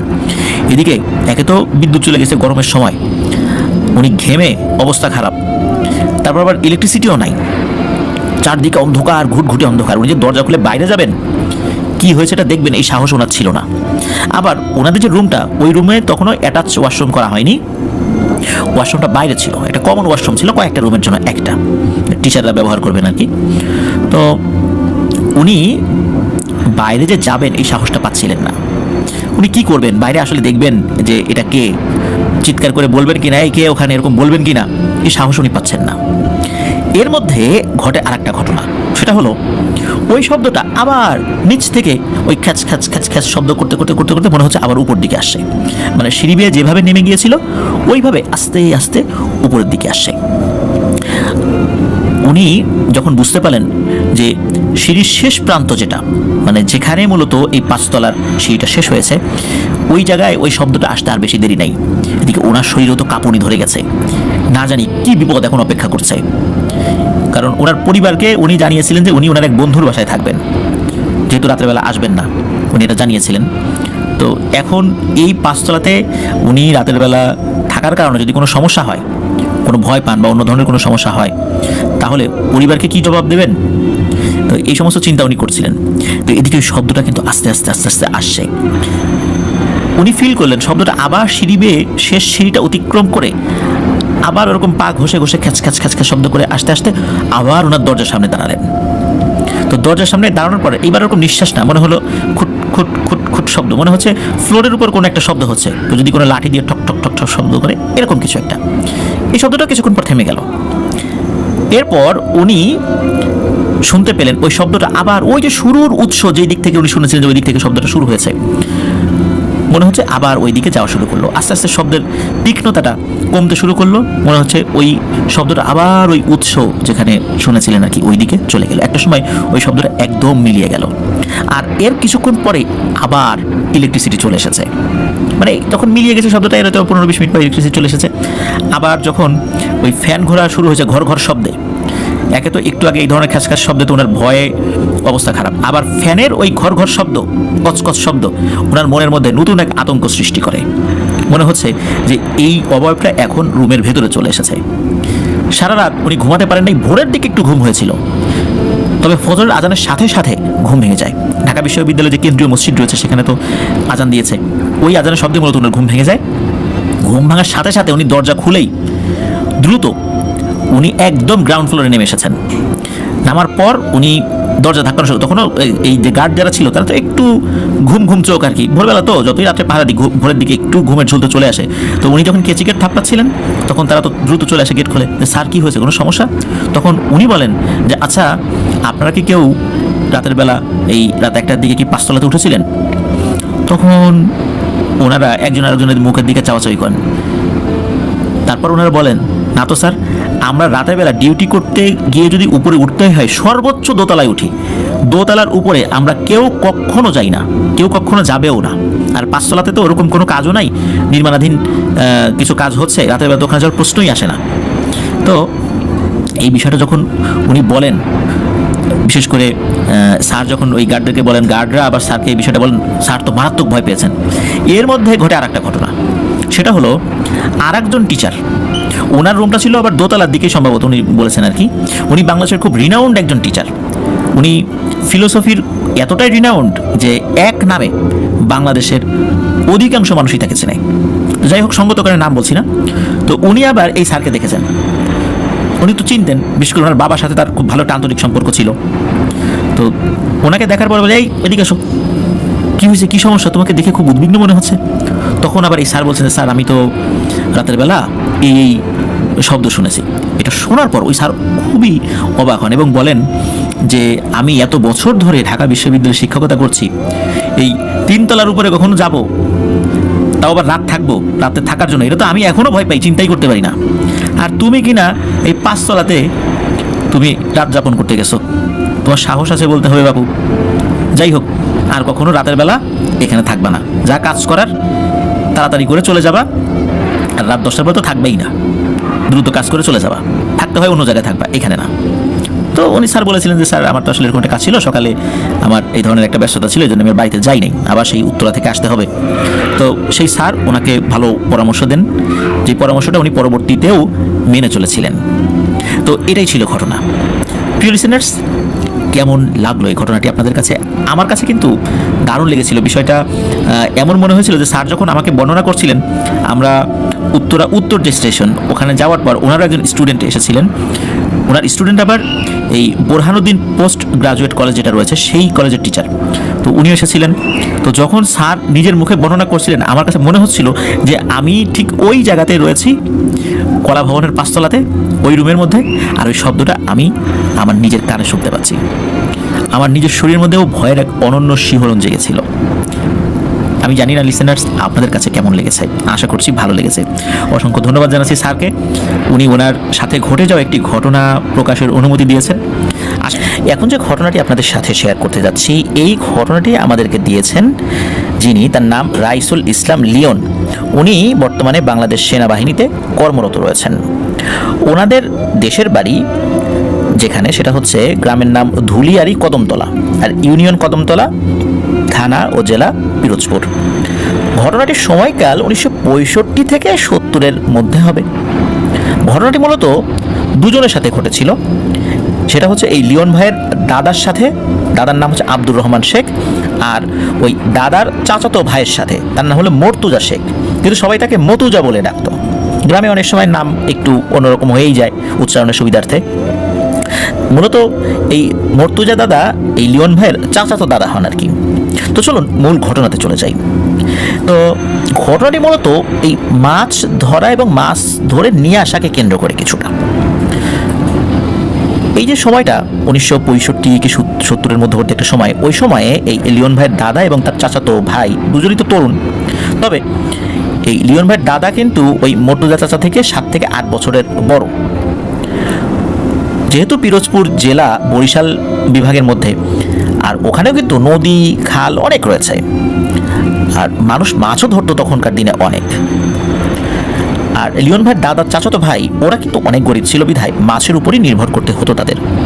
তাছাড়া লিওন ভাইয়ের দাদার নৌকা ছিল, তাই দাদার চাচাতো ভাই ওনার দাদাকে প্রায় মাছ ধরতে যাওয়ার কথা বলতো। কিন্তু এই দাদার চাচাতো ভাই, মানে এই চাচাতো দাদা মর্তুজা দাদা, তার কিন্তু একটা সমস্যা ছিল।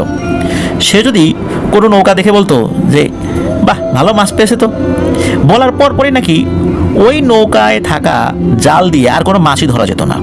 এমনকি কোনো গাছ বা কোনো একটা সুন্দর জিনিস দেখে যদি বলে বাহ এটা খুব সুন্দর, তো তাহলে নাকি ওই গাছও মারা যেত আর ওই জিনিসটাও নষ্ট হয়ে যেত। মানে অনেকে থাকে না যে এরকম কিছু বললেই সুত লাগে, বা তাদের মুখের কথার একটা বড় ধরনের দোষ আছে, মানে বদনজর লাগার টাইপের একটা ব্যাপার কাজ করে অনেকের মধ্যে। কিন্তু প্রিয় লিসেনার্স আপনারা খেয়াল করবেন, এরকম অনেক মানুষ আছে, বলার সাথে সাথে ওই জিনিসটা নষ্ট হয়ে যায়।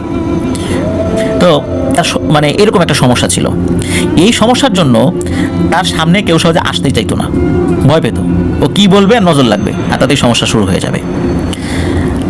সমস্যা হলো আর একটা, সেই সমস্যা হলো এই যে দাদা, এই মর্তুজা দাদাকে যে নিয়ে যাবেন, দেখা যাচ্ছে যে ওই নিয়ে যাওয়ার পর কোন মানুষকে দেখে বা কোন জাল দেখে কোন নৌকাকে দেখে কি বলবে, তখন তারা কোনো সমস্যায় পড়বে, আর এই দোষটা দেবে এই আব্দুর রহমান শেখ দাদার উপরে অন্য লোকজন। তারা বলা বলি করবে যে এই বাটা তোর কারণে আমাদের এই সমস্যা হয়েছে, তুই আনলি কেন ওই মর্তুজারে। এই চিন্তা করে উনি আসলে তাকে নিতেন না। তো একদিন কি হয়, ওই মর্তুজা দাদার মা এসে এই আব্দুর রহমান দাদার কাছে এসে অনুরোধ করেন যে আমার ছেলেকে বাবা একটু নিয়ে যাও, মাছটা ধরো, আর তো চলতে পারি না। তখন এই মর্তুজা দাদা বলে যে ঠিক আছে নিয়ে যেতে পারি, একটা শর্তে, ওর মুখ বন্ধ রাখতে হবে, যেন কোনো কথা না বলে কারোর সাথে, আর কারো কোনো কিছু দেখে যেন ও কোনো কথা না বলে। তখন এই মর্তুজা দাদার মা বলেন হ্যাঁ ঠিক আছে তাই হবে, ও কিছু বলবে না। আবার মর্তুজা দাদাকেও পরবর্তীতে বলেন এই খবরদার কিছু বলবি না, তো সেও বলে না ঠিক আছে ভাই, আমি মানে কিচ্ছু বলবো না কারো কিছু দেখে। তো তখন এই আব্দুর রহমান শেখ দাদা বলেন ঠিক আছে আজকে রাতে তোকে নিয়ে মাছ ধরতে যাবো। তো ওই রাতে তো সে খুব খুশি যে আজকে আব্দুর রহমান শেখ দাদার সাথে মাছ ধরতে যাবে। আর রাতের বেলা তো বেশি মাছ পাওয়া যায়, মূলত ওনারা ইলিশ মাছ ধরতেন, নদীতে ইলিশ মাছ ধরা তাদের প্রধান উদ্দেশ্য ছিল। তাই তারা চিন্তা করছে বিকেলে রওনা দেবে, আর শেষ রাতের জোয়ার পর্যন্ত মাছ ধরে ওই জোয়ারের অনুকূলে নৌকায় মাছ নিয়ে নৌকা বেয়ে বাড়িতে রওনা করবে, তাতে নৌকা পাওয়ার কষ্টও কম হবে। তো যেই ভাবা সেই কাজ, তারা রওনা করেন বিকেলবেলা। এই যে লিওন ভাইয়ের বাড়ি থেকে খাল বেয়ে নদী প্রায় 7 কিলোমিটারের মতো, আর পথে খাল ধরে যেতে সাঁকো, অনেক ঝোপঝাড়, বাগান, তারপরে হিন্দু সম্প্রদায়ের লোকদের বসবাস, শ্মশান, দুটো স্কুল, একটা হাট এবং খালের দুধারে অনেক বিস্তৃত ধানের জমি ছিল, যা তাকালে আসলে ওপাশ থেকে খুব একটা দেখাও যেত না। তো এসবের মধ্যে দিয়ে খাল নিয়ে কচা নদীতে মিশেছে এই খালটা, এই মানে খালটা গিয়ে কচা নদীতে মিশেছে, আর ওই কচা নদীতেই দাদারা মাছ ধরবেন। যদিও এলাকায় এই আব্দুর রহমান শেখ দাদার দুটো জিনিসের খুব প্রশংসা শোনা যায়, সেটা হলো দাদার সাহস আর একটা হলো দাদার বুদ্ধি। অনেক জটিল সমস্যার সমাধান উনি বুদ্ধি দিয়ে করে ফেলতে পারতেন আল্লাহর রহমতে। তো যাই হোক, এই মর্তুজা দাদা আর আব্দুর রহমান শেখ দাদা, এই দুই দাদা গল্প করতে করতে, এবং ওনাদের তো বিড়ি খাওয়ার অভ্যাস ছিল, বিড়ি খেতে খেতে নদীতে পৌঁছে যান এবং সেখানে গিয়ে জাল ফেলেছেন, ভালোই মাছ পাচ্ছিলেন। তো ওর মধ্যে আবার কিছু নৌকা আবার পাশ দিয়ে যাওয়ার সময় দাদার সাথে কুশল বিনিময় করে, কিন্তু যখনই দেখে এই মর্তুজা দাদা নৌকা আছে তখন তারা দ্রুত সরে যায়, কখন যে কি বলে বসে আর কি সমস্যা হয় এই ভয়ে। তো যাই হোক, মাছ ধরতে এক পর্যায়ে বেশ অনেক মাছ যখন পেয়ে গেছে, আর তখনকার দিনে তো অনেক মাছ পাওয়া যেত, এখনকার মতো এত মাছের সংকট ছিল না, তখন দুই দাদা সিদ্ধান্ত নেন তারা বাড়ির দিকে রওনা করবেন। ওদিকে রাতের জোয়ার চলে এসেছে আরও আগেই, রাত তখন আনুমানিক 2টা বাজে।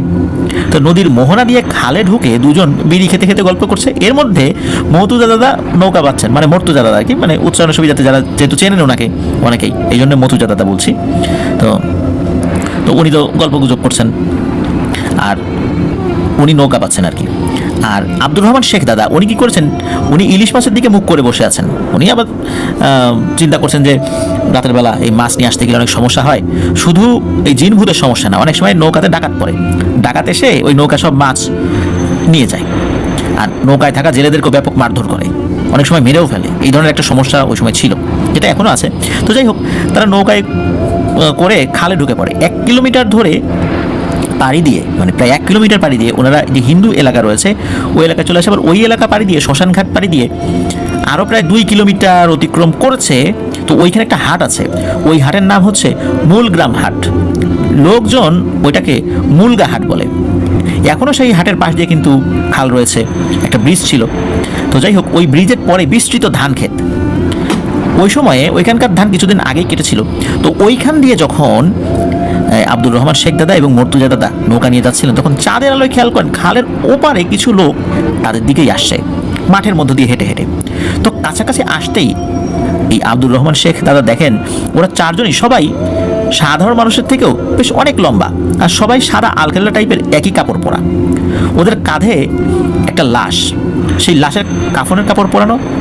এদিকে মর্তুজা দাদার বিড়ি কিন্তু ততক্ষণে শেষ, কিন্তু আব্দুর রহমান শেখ দাদা তখনও কিন্তু বিড়ি টানছিলেন। দাদা একটা জিনিস জানতেন যে জিনেরা নাকি সুরে কথা বলে, বিশেষ করে যারা মাছ খেকো জিন তারা।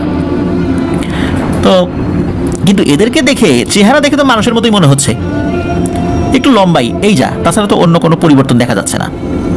তো ওরা কি করেছে, ওই খালের কিনারে এসে ওদের মধ্যে থেকে একজন বলে উঠছে, ও ভাই, তোমাদের নৌকায় করে আমাদেরকে খালটা পার করে দাও না, আমাদের কাঁধের এই লাশটা নিয়ে গিয়ে অতি দ্রুত দাফন করতে হবে।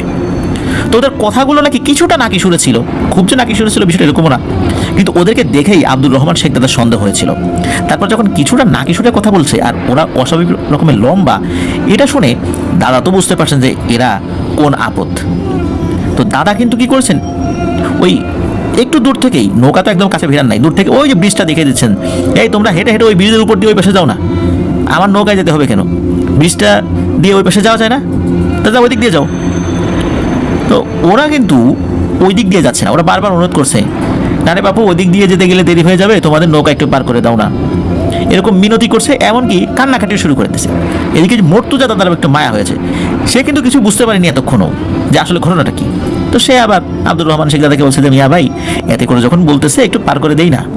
তখন এই আব্দুর রহমান শেখ দাদা ওই মর্তুজা দাদাকে ধমক দিয়ে বলছে, যাই বেটা, যা বলি তাই কর, বেশি বুঝিস না, নৌকা যেন খবরদার ওই দিকে যায় না, একদম মাছ খাল দিয়ে নৌকা চালাবি, নাহলে কিন্তু আমার হাতের মায়ের খাবি। আর তোর মুখে বিড়ি নেই কেন, আমি বইটা ধরতেছি, তুই এক্ষুনি বিড়ি ধরা, অবাধ্য হলে পরবর্তীতে কিন্তু আর তোকে মাছ ধরতে আনবো না। তো এইভাবে ধমক দিয়েছেন মর্তুজা দাদাকে আব্দুর রহমান শেখ দাদা। তো সে আবার তার মানে ভাইয়ের কথা মতো, মানে যেহেতু তার সিনিয়র বড় ভাই, তার কথা মতোই কাজ করেছেন। এদিকে ওই মানুষের মতো দেখতে লোকগুলো কিন্তু তাদের প্রচেষ্টা অব্যাহত রাখতেছে আর কি, খালের পাড় ধরে হাঁটতেছে আর খুব অনুনয় বিনয় করতেছে, আর বলতেছে যে আমরা তো বিড়ির গন্ধ সহ্য করতে পারি না রে, ওটা ফেলে দে। তখন এই আব্দুর রহমান শেখ দাদা বলছে যে বিড়ির গন্ধ সহ্য করতে পারি না মানে, বাতাস তো যাচ্ছে উল্টো দিকে, তোদের দিকে নয়, সুতরাং তোদের কাছে বিড়ির গন্ধ তো যাওয়ার কথা না। ততক্ষণে হচ্ছে এই মর্তুজা দাদা খেয়াল করেছেন যে এরা তো স্বাভাবিক মানুষের মতো লাগছে না। প্রথম দিকে কিন্তু বোঝেন নাই। আর ওরা কিন্তু এরকম অনুরোধ করতে করতে ওই খালের কিনার দিয়ে হেঁটে আসছে। ওরা যদি ব্রিজ পার হওয়ার চেষ্টা করতো তাহলে কিন্তু অনেক আগেই পার হয়ে যেতে পারতো, কিন্তু তারা ব্রিজ পার হচ্ছে না, উল্টো এই বিড়ি ফেলে দেওয়ার অনুরোধ করছে। মূলত তখনই মর্তুজাদারা বুঝতে পারেন যে ওরা কাদের পাল্লায় পড়েছেন। ভয়ে তো মর্তুজাদার কথা বলা বন্ধ হয়ে গেছে। ওইদিকে আব্দুর রহমান শেখ দাদা তিনি কিন্তু ওদের সাথে কিন্তু তর্ক করেই যাচ্ছেন। হঠাৎ করে একটা সময় এই আব্দুর রহমান শেখ দাদা এবং মর্তুজাদা দুজনেই খেয়াল করেন যে ওদের মধ্যে থেকে একজন তাদের পা অনেক লম্বা করে নৌকায় রাখার চেষ্টা করতেছে। এইটা দেখে আব্দুর রহমান শেখ দাদা বুঝতে পারেন যদি ওরা শুধু নৌকায় একবার পা টাচ করাতে পারে তাহলে এই নৌকা ডুবিয়ে দেবে। আর নৌকা যদি ডুবে যায় সব মাছ পানিতে পড়ে যাবে, আর ডুবে গেলে ওদের হাতে ধরা খেতে হবে। কোনো না কোনোভাবে আমাদেরকে তো সাঁতরে তীরে উঠতে হবে, আর তখনই ওদের হাতে ধরা পড়ে যাব। ওরা মূলত এই পানি টপকে পার হয়ে আসতে পারতেছে না, পানিতে পা টাচ করতে পারতেছে না কোনো একটা কারণে। আমাদেরকে ডুবিয়ে দিলে আমরা এই সাঁতরে তো তীরে আসতে হবে, আর তখনই আমাদেরকে ধরবে। সুতরাং কোনোভাবেই ওরা যেন আমাদের নৌকাটাকে টাচ করতে না পারে, উনি এই চিন্তা করছেন। তখন তাদের হাতে এক ধরনের লাইটার ছিল, ওই সময় এক ধরনের লাইটার ছিল যেটা এখনও দেখা যায় গ্যাস ভরা থাকে আর কি, তো ওই রকম লাইটার ছিল। তো উনি ওই গ্যাস লাইট থেকে আগুন জ্বালিয়ে ভয় দেখাচ্ছেন ওদেরকে, খবরদার পা রাখবি না। তখন ও পাশ থেকে বলছে যে আমাদেরকে তো চিনেই ফেললি রে, এখন তোদের বাঁচার উপায় একটাই, হয় মাছ দিবি না হয় প্রাণ দিবি, আমরা বেশি দেরি করতে পারবো না, কি করবি বল। তখন এই দাদা মানে দুই দাদা ওনারা তো খুব চিন্তায় পড়ে যান। এর মধ্যে ও পাশ থেকে বলে ওঠে, এত চিন্তা করে লাভ নাই, এই যে সামনে খালজোড়া বট গাছ আছে, ওখান থেকেই কিন্তু তোদের নৌকা আমরা অনায়াসে উঠে যেতে পারবো, তোরা চাইলেও কিন্তু আর আমাদের হাত থেকে বাঁচতে পারবি না, তোদের দুটোকে ওখানেই শেষ করে দিব। তখন দাদা চিন্তা করেন যে এই সমস্ত বিড়ি সিগারেট দেওয়ার কাজ হবে না, আল্লাহর নাম নিতে হবে, দোয়া দরুদ পড়তে হবে, এবং আল্লাহর কাছে দোয়া করছেন, আল্লাহ কোনো একটা বুদ্ধি মাথায় এনে দাও, কি করতে পারি। যেহেতু ওনার মাথা অনেক বুদ্ধি ছিল, মানে আব্দুর রহমান শেখ দাদার কথা বলছি, ওদিকে কিন্তু বারবার বলছে যে মাছ দিবি না হয় প্রাণ দিবি, কোনটা দিবি তাড়াতাড়ি বল। তখন আব্দুর রহমান শেখ দাদা একটু সাহস করে বলে ওঠেন, মাছ খাবি তাই তো, কিন্তু আমাদের এই জালে ধরা মাছ যদি তোদেরকে দিয়ে দেই, আমাদের কিন্তু একটা কথা প্রচলিত আছে যে ভূত যদি কোনো জাল থেকে মাছ খায় ওই জালে নাকি মাছ ধরে না, তাহলে তোদেরকে যদি মাছ দিয়ে দেই তাহলে তো হবে না, আমরা গরিব মানুষ, আবার জাল কিনবো কোথা থেকে। সুতরাং মাছ দেব, তোদেরকে একটা কাজ করতে হবে, এটা করে আমাদের উপকার হবে, তোদের উপকার হবে। তোদের মধ্যে থেকে যে কোনো একজন আমাদের সাথে বাড়ি যাবি, বাড়িতে যাওয়ার পর এই মাছের আঁশ ছাড়ানোর পর তোদের একজনকে মাছ দেয়া হবে, যদি রাজি থাকিস তো বল। ওরা কয়েক সেকেন্ড চুপ থেকে একজন বলে ওঠে, আচ্ছা ঠিক আছে আমরা রাজি। এই বলে ওরা মুহূর্তের মধ্যেই ভ্যানিশ হয়ে যায়। তবে যাওয়ার আগে বলে যে তুই বাড়িতে ঢুকলেই আমাদের একজন বাইরে গিয়ে দাঁড়িয়ে থাকবে, তাকে মাছ দিয়ে দিবি, দিতে কিন্তু ভুল করিস না আর বেইমানি করিস না। তো এই কথা বলেই মূলত ওরা চোখের পলকে সব হাওয়ায় মিলিয়ে যায়। আব্দুর রহমান শেখ দাদা এবং মর্তুজা দাদা তো মনে হয় হাফ সেরে বাঁচলেন। যত দ্রুত পারেন আর কি ওরা নৌকাবে বাড়িতে চলে আসেন। এসে মাছগুলো কোনো মতে তুলে সব ঘটনা এই আব্দুর রহমান শেখ দাদা তার মাকে বলেন। তার বাবা মানে এই আব্দুর রহমান শেখ দাদার বাবা তখন এই মর্তুজা দাদাকে তাদের বাসায় পৌঁছে দিয়ে আসেন। আর আব্দুর রহমান শেখ দাদার মা আব্দুর রহমান শেখ দাদাকে পানি পড়া খাইয়ে দেন, লোহা পুড়িয়ে খাইয়ে দেন, মানে গ্রামে যে সমস্ত ট্রিটমেন্টগুলো সাধারণত ভয় পেলে করে আর কি। তো দাদার বাবা কিন্তু এগুলো কিছুই জানেন না, কারণ উনি ওই মর্তুজা দাদাকে এগিয়ে দিতে গিয়েছিলেন। তার মা এগুলো শুনেছিলেন। তার মা আবার খুব সাহসী এবং বুদ্ধিমতী ছিলেন। তো এই যে লোহা যখন পুড়িয়ে তার ছেলেকে খাওয়াচ্ছিল, তখনই মূলত তার মা মনে মনে একটা ফোন দিয়ে চিন্তা করলেন যে এই দুষ্টু মেছোজিনগুলোকে একটা শিক্ষা দিতে হবে। উনি যখন মাছ কাটতে পাকঘরে গিয়েছেন, মানে রান্নাঘরে গিয়েছেন, তখন চুলায় কি করছেন, একটা লোহার কাঁচি পোড়াতে দেন। তো পুড়তে মানে ওই লোহার কাঁচিটা গরম হচ্ছে, ইতিমধ্যে উনি মাছটা কাটা শেষে ধুয়ে লবণ মাখলেন। আর তখন পাকঘরের বাইরে থেকে একটা আওয়াজ আসে যে কি রে বেটা, আর কতক্ষণ অপেক্ষা করা লাগবে, অনেকক্ষণ তো অপেক্ষা করতেছি। তখন ওই দাদার মা উনি চিন্তা করলেন যে এখন কি করা যায়। উনি আবার দাদাকে ডেকেছেন, মানে আব্দুর রহমান শেখ দাদা তাকে ডেকেছেন, এদিকে আসার পরে বলছে তুই উত্তর দিবি। তখন আবার বলছে কিরে বেটা, আমার কথা কি কানে যায় না, আর কতক্ষণ দাঁড় করে রাখবি। তখন এই আব্দুর রহমান শেখ দাদা বলেছেন যে হ্যাঁ হয়ে গেছে, এই রান্নাঘরের যে চৌকাঠ আছে চৌকাঠের নিচ দিয়ে হাত ঢুকিয়ে দে, একটা মাছ দিয়ে দিচ্ছি। তখন তারা দুজনেই দেখতে পান যে একটা কালো কুচকুচে চিকন মানে মাংস শূন্য মনে হয় হাড়ের উপরে একটা চামড়া লাগিয়ে দেওয়া হয়েছে, একটু লম্বা লম্বা আঙ্গুলওয়ালা হাত ওই চৌকাঠের নিচ দিয়ে ঘরের ভেতরে চলে এসেছে। আর তখনই ওই দাদার মা চুলার আগুনে পোড়ানো টকটকে লাল কাঁচিটা উঠে ওই হাতের উপর ঠেসে ধরেছে। ঠেসে ধরার সাথে সাথে চামচিকা চেঁচালে যেভাবে আওয়াজ হয়, অনেকক্ষণ ধরে এরকম চি চি উচ্চস্বরে এরকম আওয়াজ হচ্ছে। আর কিছুক্ষণ পর চারদিকে একদম নিস্তব্ধ হয়ে যায়, আর কিছুই দেখা যায় না। আর ওই চিৎকারে দাদার বাবারও ঘুম ভেঙে যায়। উনি তো ওই যে মর্যাদা দেখে দিয়ে এসে শুয়ে পড়েছিলেন, তো উনি উঠে পড়েছেন, এই কী হলো কী হলো। এদিকে কিছুক্ষণ পরে ফজর আজান হয়। যখন আলো ফুটে তার দিকে কিছুটা আলোকিত হয়েছে, তখন এই পাকঘরের পেছনে এসে দেখা যায় যে একটা বাদুর মরে পড়ে আছে। কিছুক্ষণ পর পাশের বাড়ির লোক এসে জিজ্ঞেস করে, রাতে তোমাদের ওখান থেকে এত চিৎকার চেঁচামেচি আসলো, কী ব্যাপার, এতগুলো বাদুর একসাথে এসে চিৎকার চেঁচামেচি করলো বলে মনে হলো।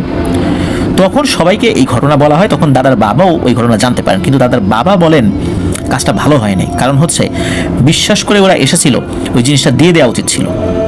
বিশ্বাসটা ভঙ্গ করা আসলে উচিত হয় নাই। উনি বিষয়টা আসলে ভালোভাবে নেন নাই, মানে বিষয়টা আসলে বিশ্বাস ভঙ্গতা, ওয়াদা করা হয়েছিল, ওয়াদার বরখেলাপ হয়েছে, এই জন্য উনি মনক্ষুণ্ণ হন যে এই কাজটা কেন করা হলো। দিয়ে দিত কিন্তু দেয়নি তো, আর এরকম কাজটা করা উচিত হয় না, এতে করে বিপদ আরও বাড়বে, উনি এই চিন্তা করেছিলেন। পরের দিন রাতে এই আব্দুর রহমান শেখ দাদা উনি ঘুমিয়েছেন যখন, স্বপ্নে দেখতে পান যে 4টা বাদুর, বড় বড় বাদুর তার সামনে এসে একটা মানুষের মতো অবয়ব ধারণ করেছে এবং আব্দুর রহমান শেখ দাদাকে বলছে, তোরা আশরাফুল মাখলুকাত না, এরকম একটা বেইমানি করতে পারলি, কথা দিয়ে কথা রাখলি না। আমরা যদি কথা দিয়ে কথা না রাখি তখন আমাদের উপর কি নির্যাতন তোরা করিস কবিরাজ দিয়ে। আজ তোরা এরকম একটা কাজ করতে পারলি, আমাদের একজন ভাইকে এভাবে মেরে ফেললি, দেখবি তোকে আমরা কি করি, এর প্রতিশোধ আমরা নেবই। আর যেদিন তোকে ধরতে পারবো ওই দিনই তোর জীবনের শেষ দিন হবে। ওনার তো ঘুম ভেঙে যায়। ঘুম ভেঙে যাওয়ার পরেই উনি ওই রাত্রেই ওরা স্বপ্নের এই ব্যাপারটা ওনার মা বাবাকে বলেন। পরদিন সকালবেলা দাদার বাবা দাদাকে নিয়ে যান স্থানীয় এক মসজিদের ইমাম সাহেবের কাছে। উনি তাকে ঝাড়ফুঁক করে দেন এবং সেই সাথে বলে দেন যে আব্দুর রহমান শেখ দাদা আর কখনো যেন মাছ না ধরেন, এটাই তার সারা জীবন, যতদিন বেঁচে থাকবেন এটা তাকে করতে হবে। আর হচ্ছে উনি কোনো নদী বা পুকুরে যেন মাছ ধরতেও না নামেন, বিশেষ করে গোসল করতেও নামার ক্ষেত্রে উনি যেন সতর্কতা অবলম্বন করেন। মাছ ধরা তো বড়শি দিয়েও ধরতে পারে, বড়শি দিয়েও মাছ ধরা যাবে না ওনার, মানে এতটা নিষেধাজ্ঞা দিয়ে দেন। এবং বলে দেন ওরা যদি একবার পায় সুযোগ পানির কাছে বা পানির ভেতরে, তাহলে কিন্তু আব্দুর রহমান শেখ দাদাকে আর জীবিত পাওয়া যাবে না, ওরা প্রতিশোধ এটা নেবেই। এরপর থেকে এই আব্দুর রহমান শেখ দাদা উনি খুব সতর্ক হয়ে যান। আব্দুর রহমান শেখ দাদা 2023 সালের এই ডিসেম্বর মাসে মারা গিয়েছিলেন, স্বাভাবিকভাবে মারা গিয়েছিলেন। আর ওই মর্তুজা দাদার সাথেও পরবর্তী তার কোনো সমস্যা হয়নি। তবে দাদা যতদিন জীবিত ছিলেন, উনি নদীর দেশের মানুষ হওয়ার পরেও উনি ওই হুজুরের কথা পুঙ্খানুপুঙ্খভাবে ফলো করেছিলেন, যার কারণে আল্লাহর অশেষ রহমতে ওই দুষ্টু জিনেরাও ওনাকে খুব একটা তাদের রেঞ্জের মধ্যে পায় নাই, যার কারণে ক্ষতি করতে পারে না, উনি স্বাভাবিকভাবেই মারা গিয়েছিলেন।